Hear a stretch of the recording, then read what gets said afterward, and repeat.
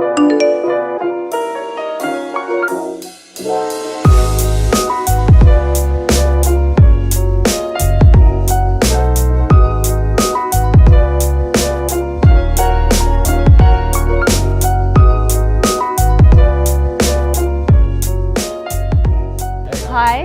it's very nice to have you here today. Thank you for having me. Okay, please take a seat. Sure. Sell me the stapler. Sure.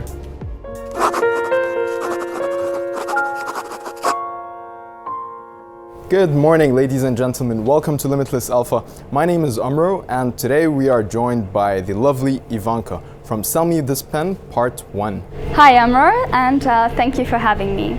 I'd like to also say a big thank you to our audience for the couple of million views we received on our previous video.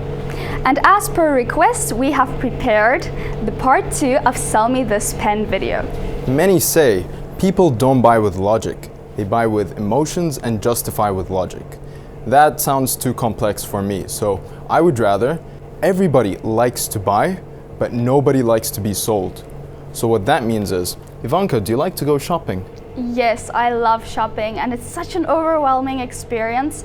There's a term known as stress shopping, and I think I'm a victim of that. Exactly, that's the difference between a good sales experience and a bad one. A good sales experience is when you have a friend or an advisor who recommends things for you. A bad sales experience is one where a salesman chases after you. So nowadays, it is society's problem. We are constantly being chased by salesmen trying to get us to buy their products. But in a way, we all need to think that we are all selling something. Whether it be my teaching skills, I need to put all of my knowledge into being the best teacher so that I can have more students and at the end of the day reach my desirable wage. So you might be thinking you don't need any knowledge in sales, but I wouldn't agree with you, because the more knowledge you have, the more easier it is for you to get yourself out there in the world. Exactly. Whether it's sales or marketing. Marketing is indirect sales. And this is exactly why we're going to show you this video clip. And after this, we're going to tell you about the most common mistakes salespeople make and the 3 steps of how you can overcome them.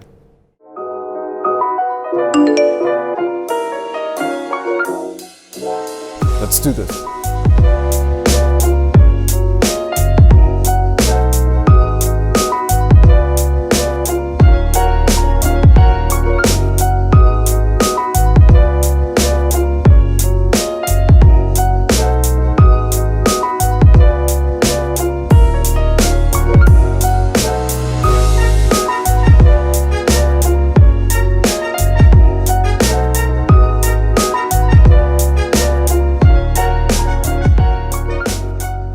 Hi, it's very nice to have you here today. Thank you for having me. Okay, please take a seat. Sure. So Amber, how are you today? Pretty good, thank you. How are you? I'm good, thank you. Okay, so before we hire you, I've got some extra questions. Have you ever applied for a sales position before? Absolutely. I've actually worked at a different organization selling sponsorship programs to tech companies. I've sold $165,000 worth of packages to 5 of the top 100 tech companies in the world. So yeah. Oh, that's interesting. Well, we need to make sure you keep up with the pace, because once you're on the sales floor, I need to know that you can really be on top notch. Absolutely. So, without further ado, sell me this stapler. Sure.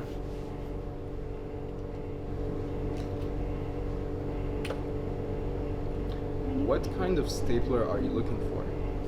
Well, we're moving into a new office, so preferably one that is professional. Mm-hmm. And how many pages are you looking to staple? So around about 10. Mm-hmm. And how are you going to use them? What are you going to staple? Okay, so we're going to staple notes on our bulletin board. Oh, okay. Can I have a look at the black stapler? Yes, sure, why not?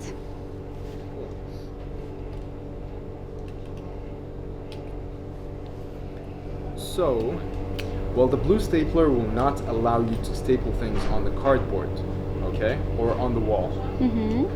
But the black stapler will allow you to staple things on the wall. so it has the functionality that you need and it looks professional.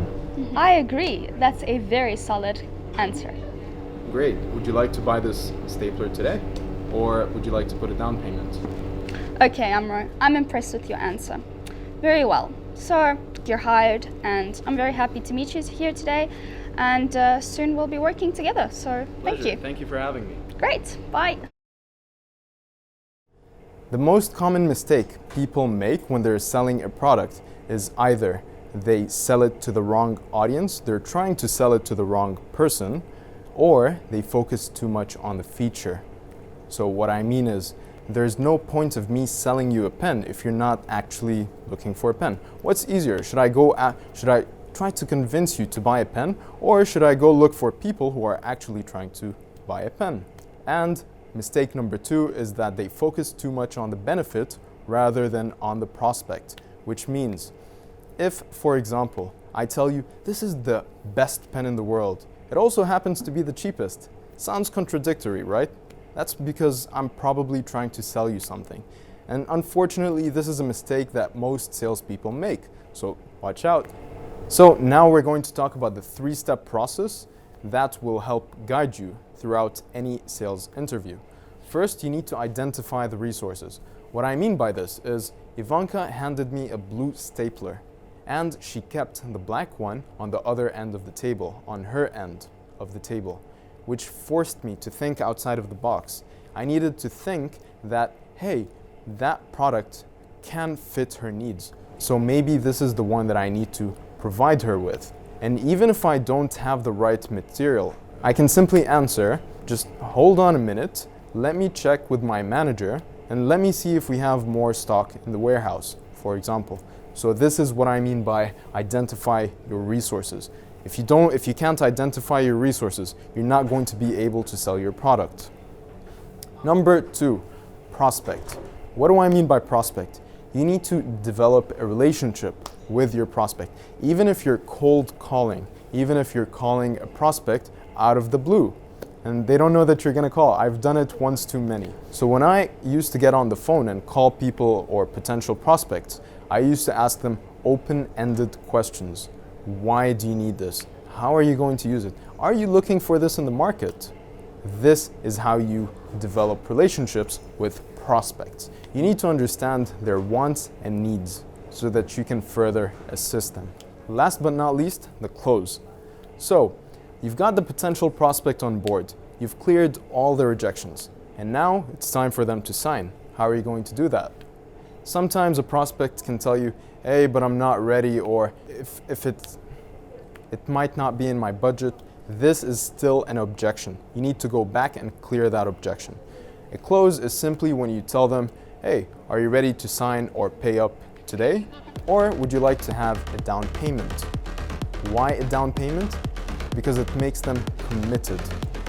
So once they're committed, they're more likely to pay you, they're more likely to improve your business and generate revenue. Thank you guys so much for watching. If you've enjoyed, please like, comment, and subscribe your thoughts down below, and stay tuned for more videos. If you're interested in traveling and teaching English abroad, then I could recommend you my YouTube channel. It's Traveling with Ivanka. See you there. See you guys later.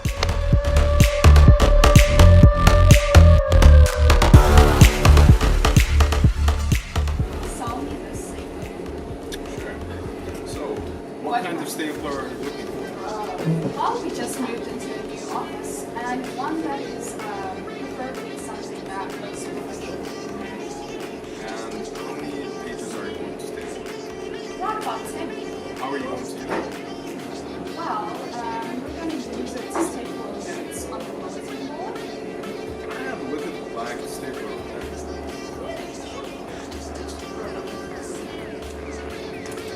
Actually, after looking at the black and the blue stapler, the black one has the functionality that you need, and it looks black.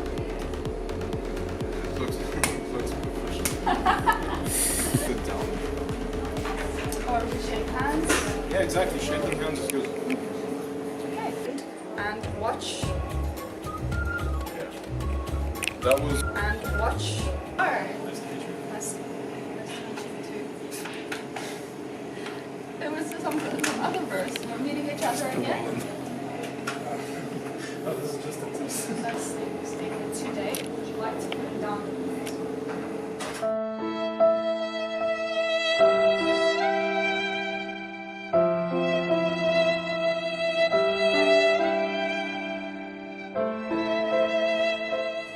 Ну, типу, візьмись, ну, типу, як заходь, не зразу руку, а. По-англійськи. Я не знаю, як по-англійськи це сказати. Push. Just push door, yeah. But don't touch.